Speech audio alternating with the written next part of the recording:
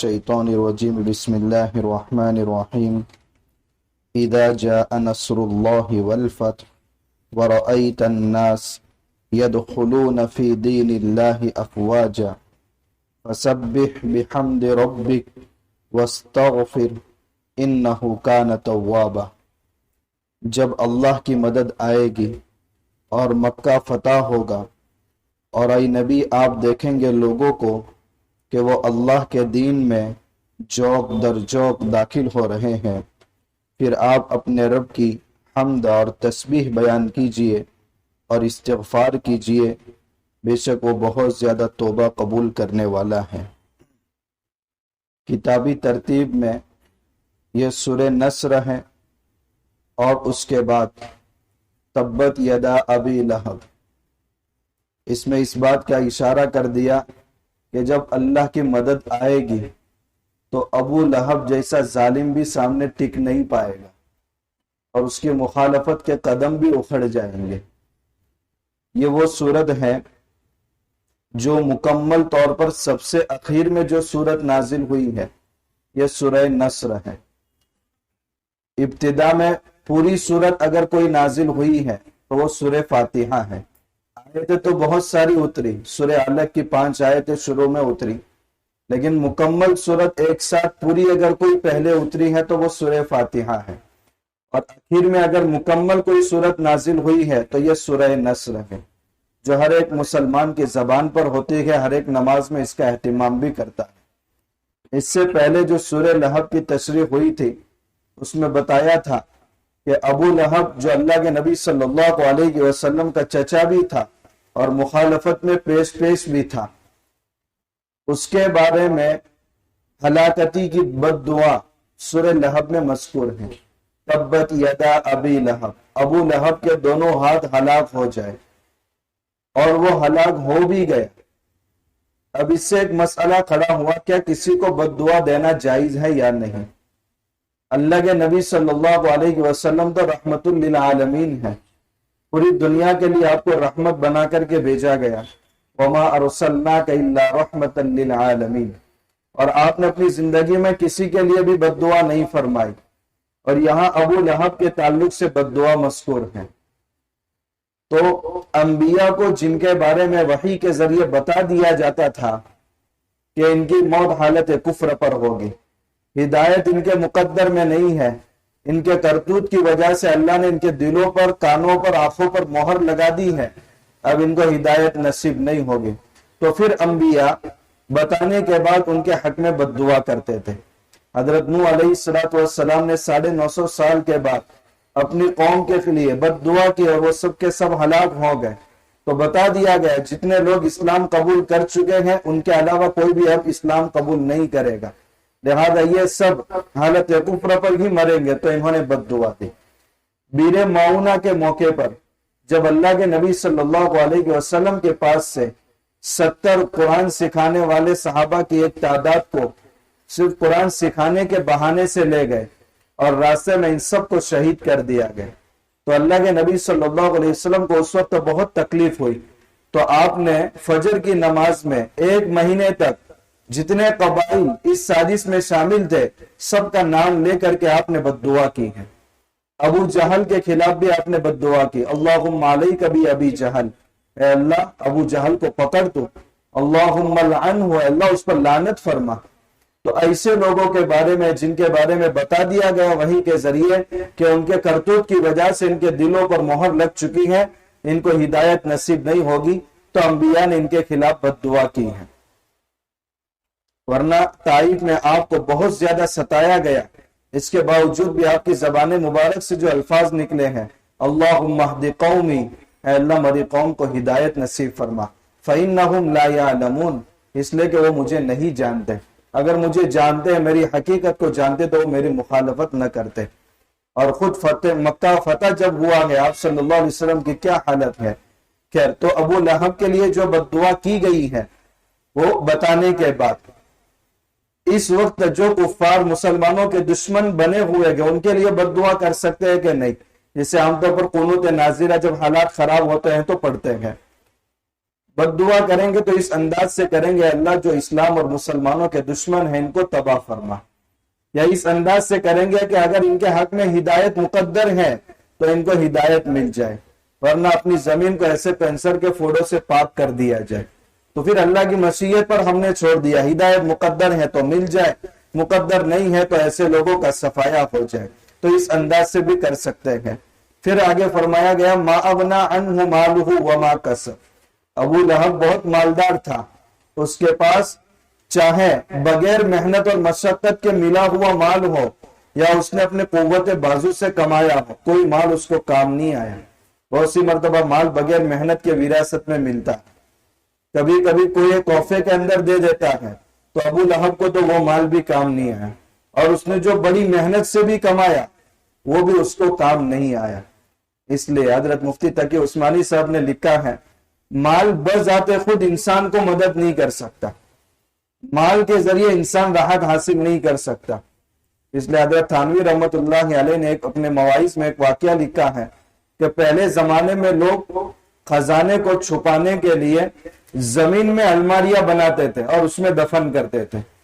تو ایک بہت زیادہ مالدار آدمی جس کے پاس سونے چاندی کی اینٹیں تھی، اس نے زمین کے اندر 2 الماریاں بنائی تھی، اور اس کا لاک ایسا بنایا تھا کہ کیسے کھولنا کیسے بند کرنا اس کے علاوہ کوئی نہیں جانتا تھا۔ تو ایک مرتبہ وہ اس خزانے کے اندر داخل ہوا تاکہ معائنہ کرے کہ کتنا خزانہ ہے میرا۔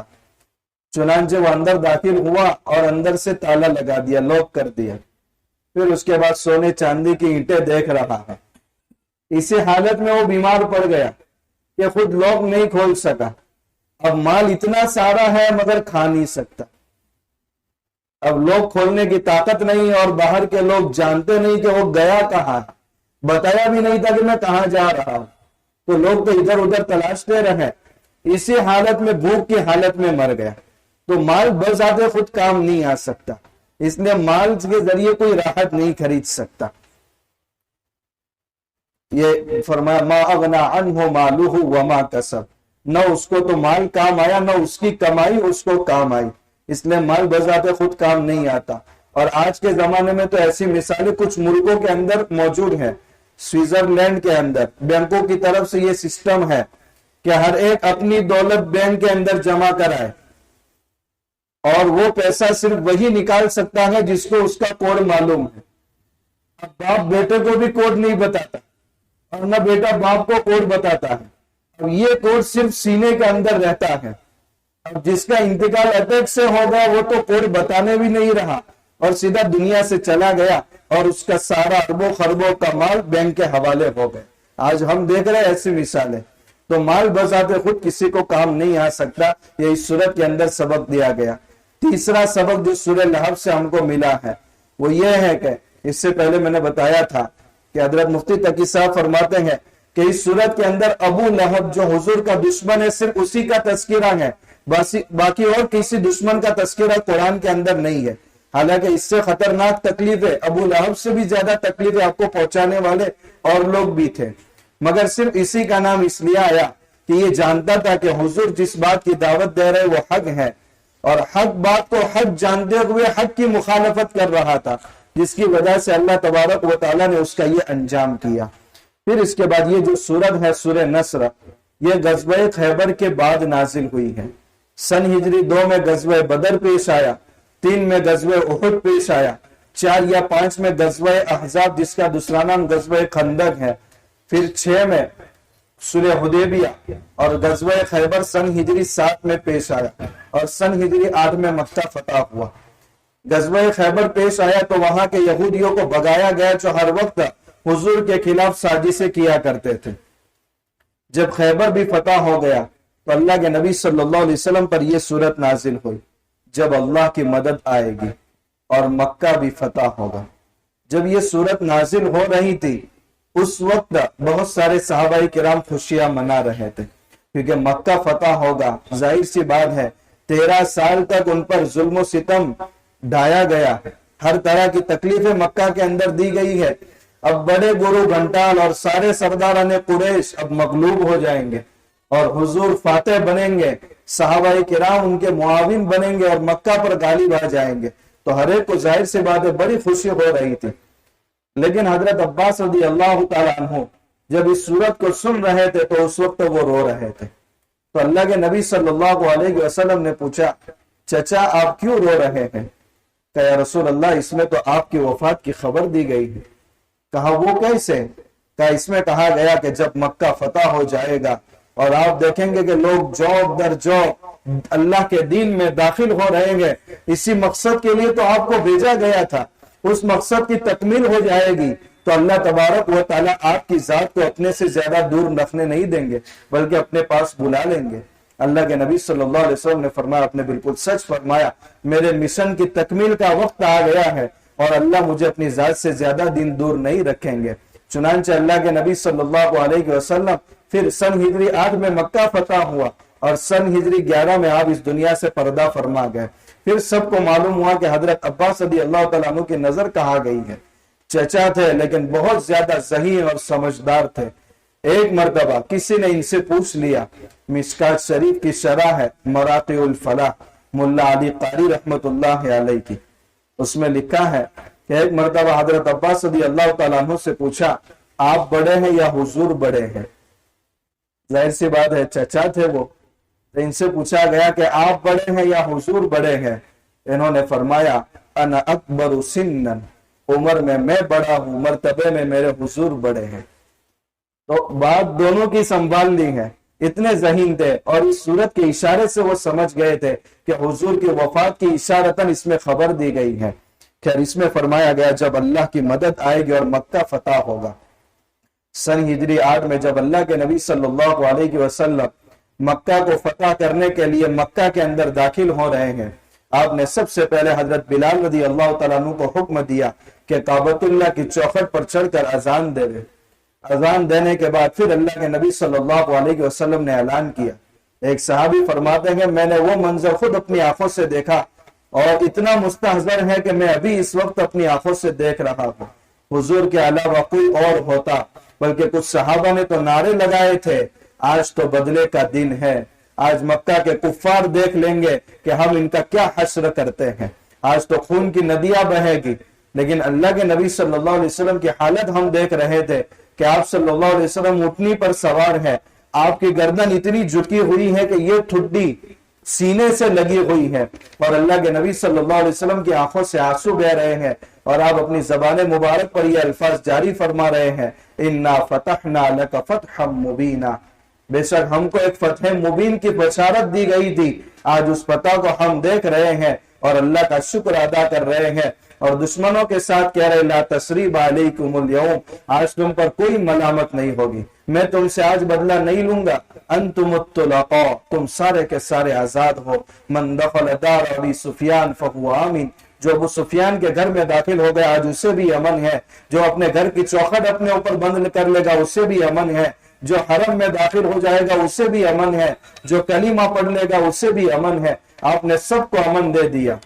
اس وقت تاریخ کے اندر ایک ایسی مثال کہ واقعیتاً آپ پوری امت کے لیے رحمت تھے، چاہتے تو ایسے لوگوں کو سبق سکھا سکتے تھے جنہوں نے 13 سال تک اپنے اوپر زمین تن کر رکھی تھی اور ظلم و ستم کے پہاڑ مسلمانوں پر توڑے تھے، مگر آپ نے اپنوں سے بھی انتقام نہیں لیا اور غیروں سے بھی انتقام نہیں لیا اور سب کے سب اس وقت مسلمان ہو کر جوب در جوب اسلام میں داخل ہو رہے ہیں. یمن کا ایک قبیلہ جس میں 700 افراد تھے، پورا قبیلہ آ کر کے اللہ کے نبی صلی اللہ علیہ وسلم کے پاس اگر کلمہ گو ہو جاتا ہے اور اس کی تفسیر پوری ہوتی ہے وَرَأَيْتَ النَّاسِ، اور آپ دیکھیں گے کہ لوگ اللہ کے دین میں جوب در جوب داخل ہو رہے ہیں. اس میں ایک بات یہ بھی فرمائی جیسے سورہ لہب سے کچھ اسباق حاصل ہوتے گئے، اس سے بھی بہت اسباق ہم کو حاصل ہوتے ہیں کہ جب دنیا کے اندر بھی کوئی کامیابی ملے تو اس کامیابی کو منسوب اللہ کی طرف کرنا چاہیے. حالانکہ 23 سال کے اندر اللہ کے نبی صلی اللہ علیہ وسلم نے کیسا ماحول بدلا ہے.